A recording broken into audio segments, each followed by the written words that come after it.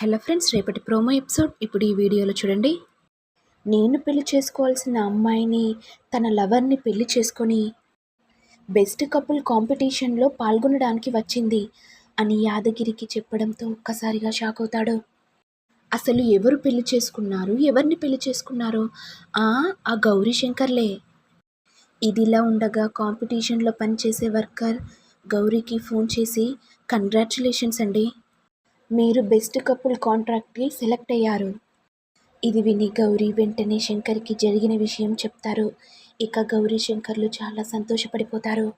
ఇటు యాదగిరికి తెలిసి జెండేకి ఫోన్ చేసి చెప్పడంతో ఇక వెంటనే జెండే యాదగిరి దగ్గరికి వచ్చి, సార్, మీరు ఆర్య పేరు మీద బెస్ట్ కపుల్ కాంట్రాక్ట్ సెలెక్ట్ చేశారు కదా సార్, అందులో గౌరీ మేడం, శంకర్ సార్ వాళ్ళు కూడా పాల్గొనబోతున్నారు.